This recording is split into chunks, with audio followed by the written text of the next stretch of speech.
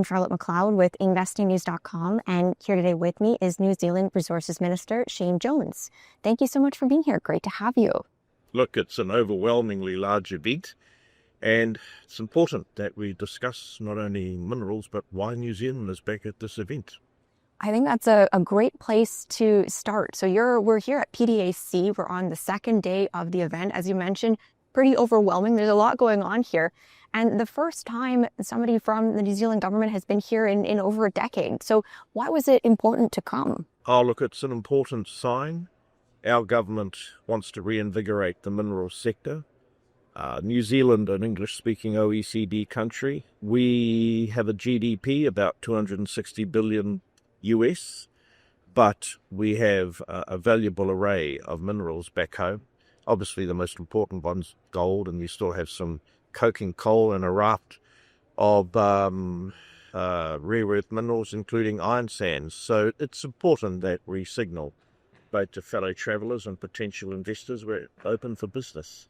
Yeah, and I think that leads well into the next question. I was going to ask you your key goals at PDAC. What are you looking to accomplish here?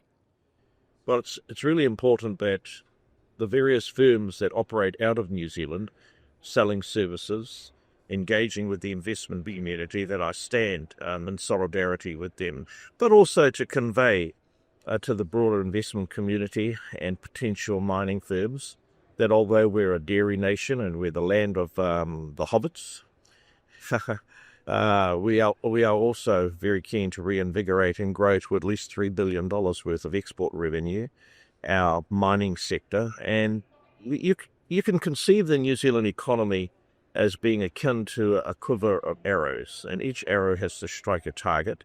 And we recently refined our foreign direct investment rules, and we've passed a fast-track, one-stop shop piece of legislation which will accelerate the pace at which investors and inevitable mining firms can gain the necessary permits to do business in New Zealand.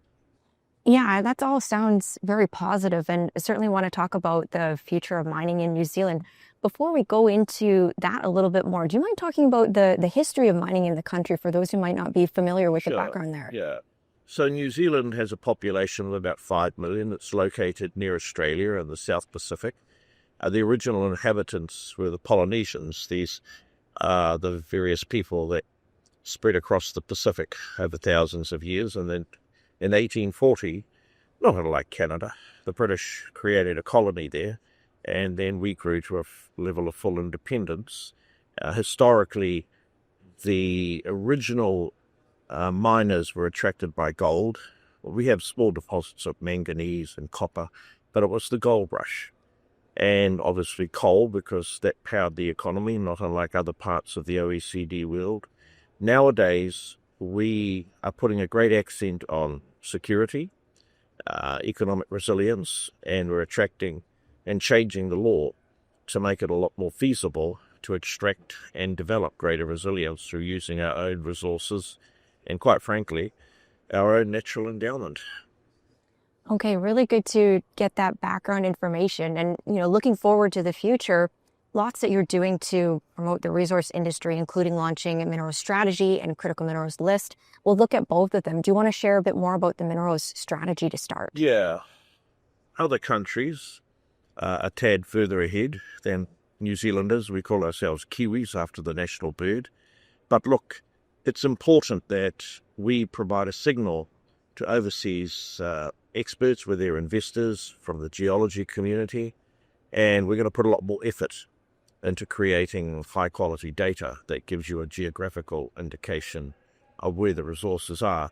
But probably the most significant thing New Zealand has done is pass a fast-track piece of legislation, which arguably gives the most permissive regime, certainly in the English-speaking world, to facilitate and accelerate mining. That's not to say there's no guardrails, but we have developed a level of aversion against the weaponization of features and elements of the environment, to the point that often projects have been snagged and they've often been ensnared in endless bureaucratic processes, and that's given in the investment community, New Zealand, a very difficult reputation. And my job has been to turn that around. And part of coming here is to enable people to see someone in the flesh that is promoting the sector once again in New Zealand. Yeah, I think that's permitting times and just, yeah, the length of time that it takes to move these things forward. That's a huge complaint, I think, everywhere in the world in terms of the mining industry. Is there anything more you would say about how you're balancing that with, putting those guardrails in place? Well, look, we have unashamedly passed a statute. Our system is the British parliamentary system. So we've inherited a system which has some sort of similarities to Canada, but without the federal states. Look, what we've done is clearly and unambiguously identified that the purpose of the fast-track legislation is economic development. It does give due recognition to the rights of the native tribes.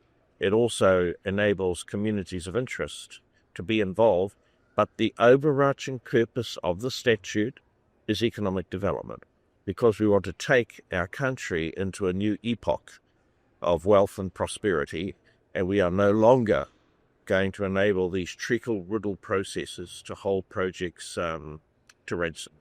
Yeah. What has the reaction been so far? I imagine from the mining industry, quite positive. What about outside the mining industry? You ask a very good question. Because we're overturning 20, 30 years of orthodoxy, where environmental matters were naturally considered to be of a higher moral purpose than economic development, it's had episodes of whitewater, and as a politician, you have to front those areas of controversy. But look, the vast majority of the New Zealand public, they do want to see us move in the context of dealing with climate change, dealing with economic resilience, taking a new attitude towards Mother Nature's endowment, which we have and regard as a key part of our country. They've got a lot of support. They're prepared to give a lot of support to a politician like myself. But I wouldn't underestimate that it is like other Western nations, I'm sure Canada's got the same thing when it thinks through how to fast-track some of the big projects, for example, in British Columbia. But we'll set our objective, we'll pass the legislation, and it's important that we consistently transmit the right message to the broader mining community that is already in Australia and showing a great level of interest to come to New Zealand. All right. Yeah, thank you for going through that. It's clear that it's in motion and moving. So let's take a look over at the critical minerals list. So it sounds like the big change there was adding gold and metallurgical coal. So they account for 80% of New Zealand's mineral exports. But, I can see how gold and metallurgical coal might necessarily not fit with what somebody thinks about as a critical mineral. So maybe we go into that and explain the reasoning behind putting them on the list. Yes, yeah. Once again, a very good question. In our parliament, there has been quite a debate as to why coking coal, if I could use that expression, as not thermal coal, was included. But the reality is it's a key export. It represents important regional development and regional jobs. It genuinely is highly sought after as a key feature of the steel-making process, which, after all, lies at the heart of a lot of the global industrial processing. With gold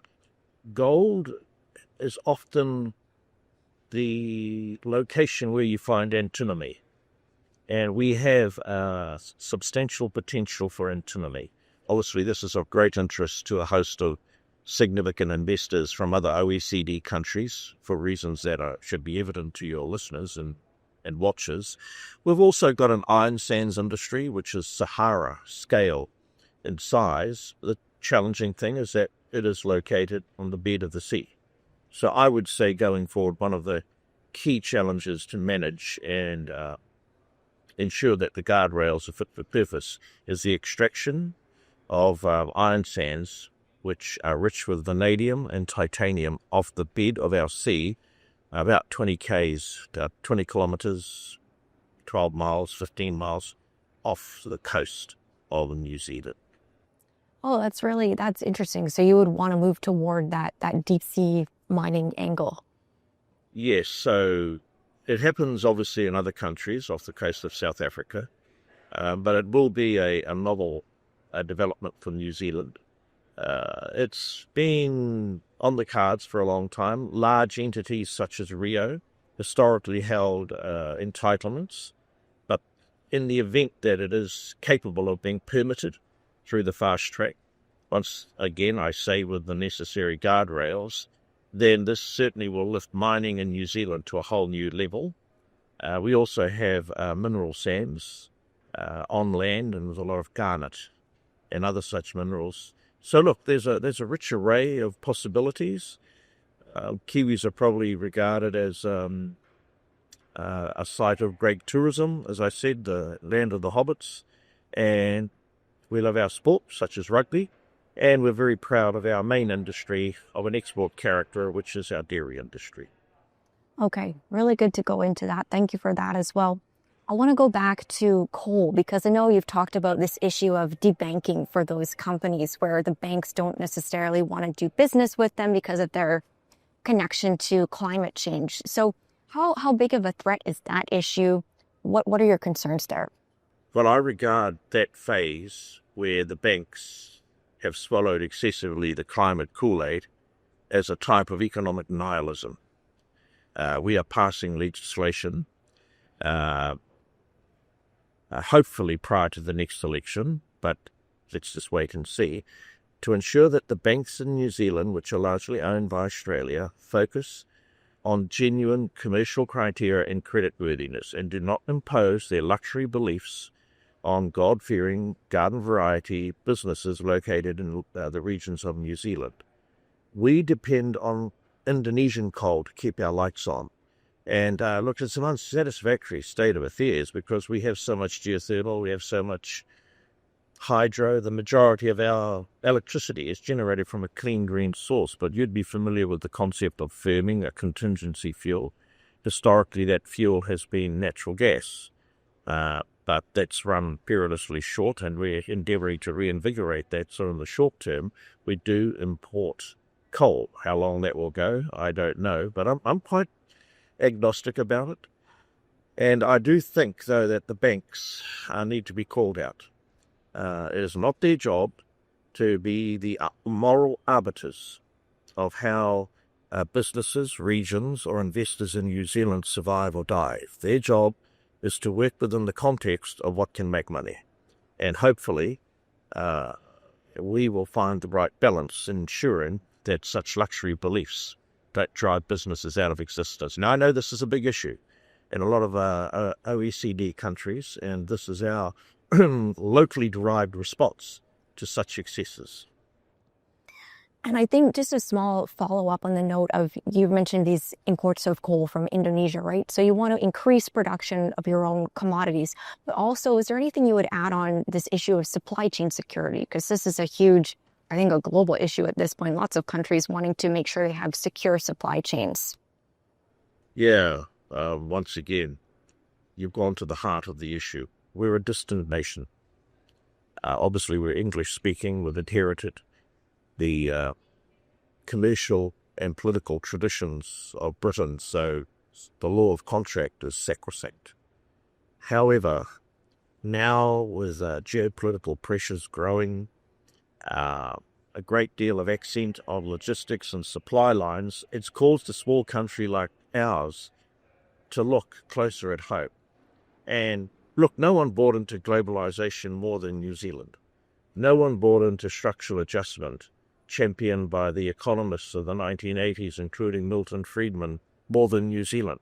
But now we're learning a harsh lesson that what worked in the 80s and 90s has to be recalibrated. And in the face of not only dealing with global commitments, carbon and whatnot, we must ensure that our resources can be used as much as possible within guardrails, but at the same time, we cannot match either the price or the volume of Indonesian coal, and until such time we've got more hydro, solar and wind investments. But we need to prepare for a time, and this is my message to every other modern economy in the OECD, there will be times that you must rely on fossil fuel, because unless you're blessed with endless amounts of nuclear, that's not the case in New Zealand. Yeah, I think it's a valuable message for all of those countries. I think we've gone through all the questions that I had for you, but before I let you go out into the busy PDAC, any final thoughts you would leave investors, companies with? Oh, look, the organisers, the promoters, and the hosts at this stupendous event, it genuinely is a world-leading event. And obviously, this is where commerce is done in a face-to-face way, trading ideas, identifying the route where shared values can turn into sustainable profits. So I'm glad to be here.